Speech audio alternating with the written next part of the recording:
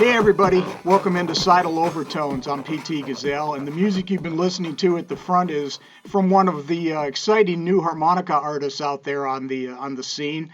And I first met this guy a couple of years ago in Anaheim at the NAMM show.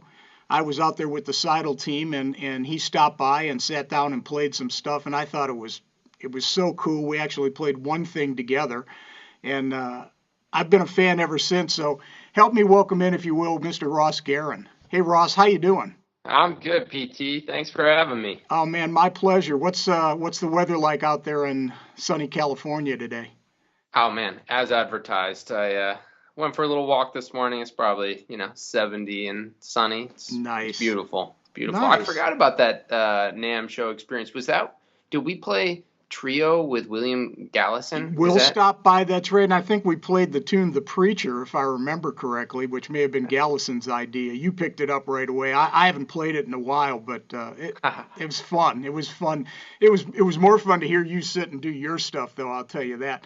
So, Totally. you're a multi-instrumentalist. You're not just a harmonica player. Refresh my memory. Do you play guitar? You Uh, play You know, some I guitar, right? mostly, I mostly just play keyboards and harmonica. I Oh, mean, okay. now for me, harmonica is kind of a multi-instrumental Mm. endeavor in that I love playing chromatic, I love playing diatonic, I love playing bass harmonica, I love playing chord harmonica and harmonetta. What was it that interested you about the harmonica? I mean, did you play piano prior to playing harmonica? I did, when I was a kid, I played a number of different instruments, violin and trombone and saxophone, and I'm not sure exactly. I got into harmonica because I sort of at some point in time when I was a kid, my main hobby became music.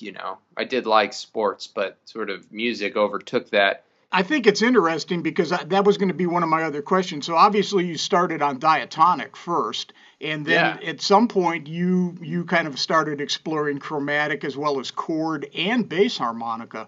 And yeah. I mean your stuff is so cool because um, a lot of the stuff I'm hearing you do, it's almost what I call kind of esoteric, and it's real experimental in terms of trying to blend the instrument someplace that you wouldn't really normally think about using it, especially a harmonica.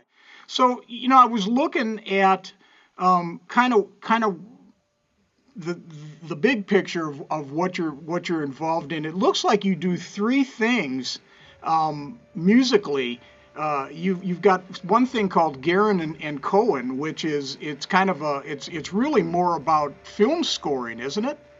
Absolutely. I know we talked about this before, but there are only a few things that I put my efforts in a very concerted way towards. Now, I end up doing a lot of things that I never really meant to do. Little opportunities come up. And so, for example, Garen and Cohan, we do put out records.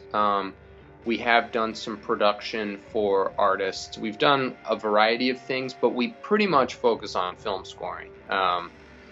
We do some commercial stuff for companies. We did some videos for the Army and for Facebook Right. and for Eli That's Lilly. yeah, that's interesting because we actually connected, and I turned you on to a couple of agencies here in Nashville, and I'm not sure if they've used your stuff yet, but I know they listened to it and went, "Wow, if we ever get the budget, we certainly be interested in utilizing his talent."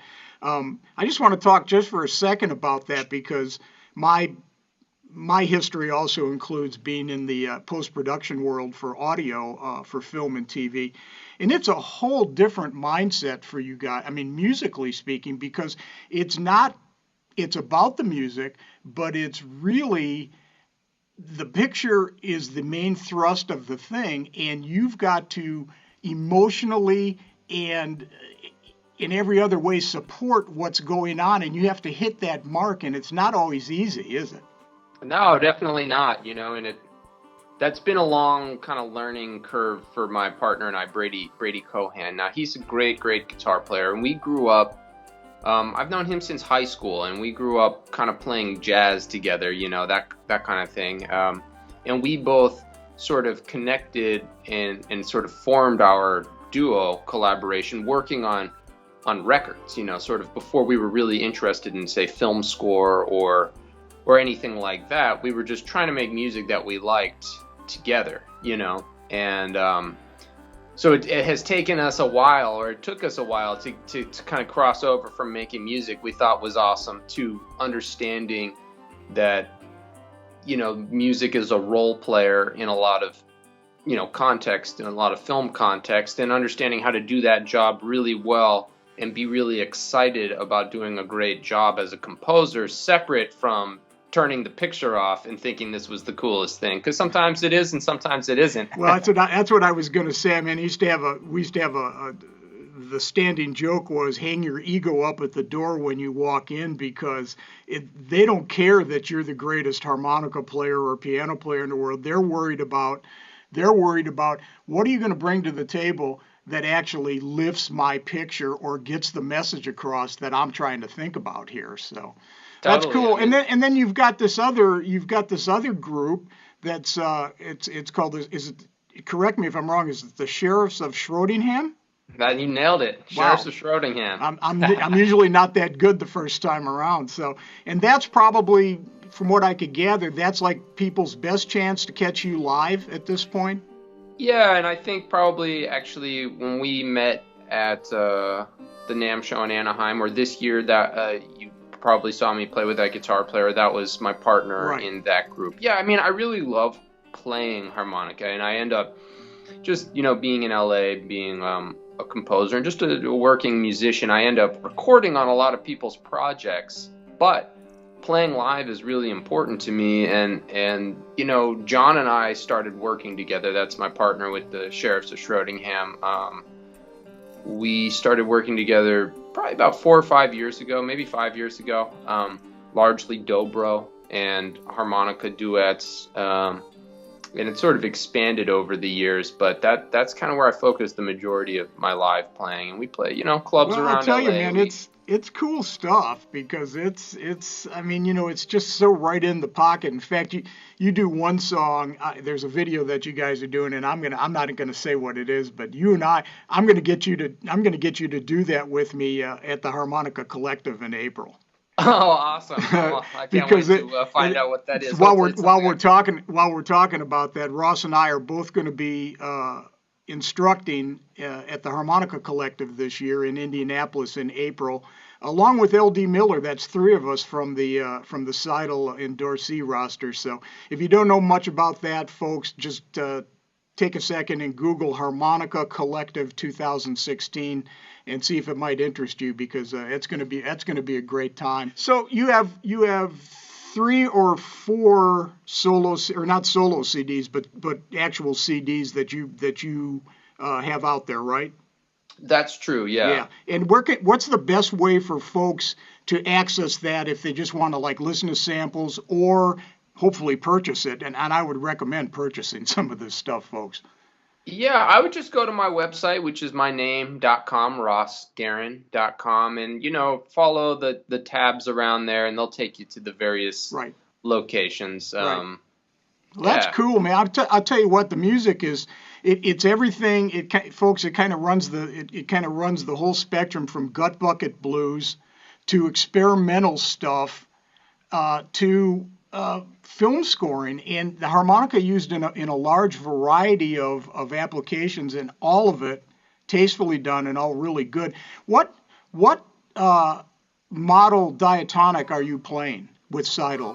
Which one do you prefer? When I was first starting to play, I just thought it was all about the music, and it didn't matter what harmonica, and, you know, it didn't matter. You know, I'd see all these great players playing different models, and I just figured, well, it's obviously about the playing, not about the harmonicas. But now, here I am a number of years later, and I've become such a gearhead that I can find and get excited about different things on all of the different models, to be honest. You know, I think bang for the buck, I think that the Session Steel probably is the best harmonica out there. Now, as PT mentioned, I play largely in a duo with a guitar player, so we can sit in the key of E like all night long, you know, playing blues in the key of E, and I've been doing this for years now. And my A harp that the very first one I ever bought, it's still the one that I'm using on gigs. That's and funny. We're talking like blues in the key of E for, hours a no. week.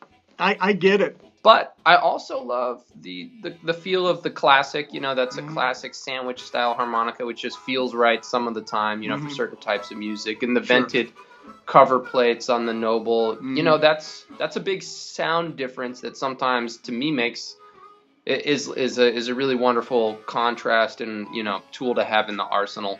Well, this is the fun part of the thing. We always wrap up with this, and then we get the most feedback about this. So this is your chance to share with us either your best performance, backstage, or road story.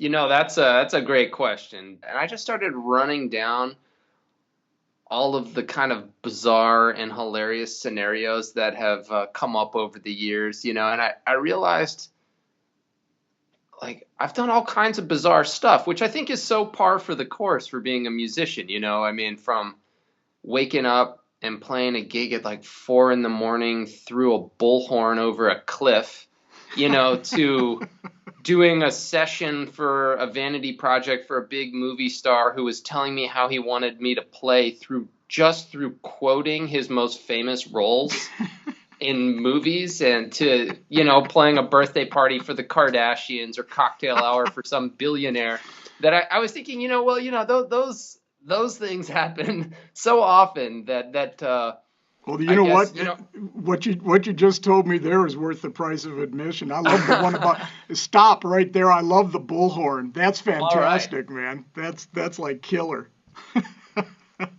Yeah, I mean, I guess it just, those ones I don't even think about because they happen so regularly that I can't even make up. I couldn't come up with the scenarios as bizarre as the ones I've often ended up in. You can't.